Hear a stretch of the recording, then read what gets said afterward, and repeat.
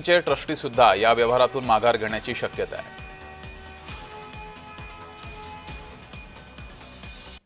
तर आदित्य ठाकरे खोटारडे आहेत असं आशिष शेलार यांनी म्हटलंय। लोकसभेत मतदारांची नावं गळाली त्याची जबाबदारी घ्या असं सुद्धा शेलार यांनी म्हटलंय।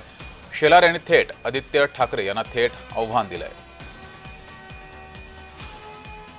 ही यादी ही निवडणूक आयोगाने आपल्या महाराष्ट्रात आणली आणि मतदान करून घेतलेलं आहे असं हे बोगस सरकार आपल्या डोक्यावर बसलंय। पण एक आहे की ह्या यादीप्रमाणे किती लोकांनी ह्यांच्या नावावर मतदान केलं असेल ही गंभीर बाब आहे, ही आपण लक्षात घेणं गरजेचं आहे।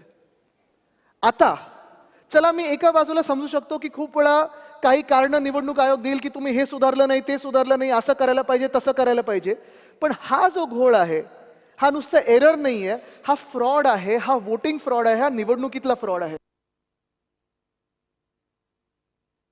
आदित्य ठाकरे यांनी केलेलं प्रेझेंटेशन खुलं आव्हान आहे माझं।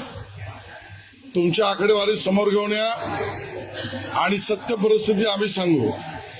जनतेने आदित्यजी तुम्हाला नाकारलं आणि म्हणून त्यांना खुलं आव्हान आहे, खोटं बोलण्याच्या स्पर्धेत आदित्य ठाकरे यांना आम्ही सार्वजनिक पारितोषिक देऊ।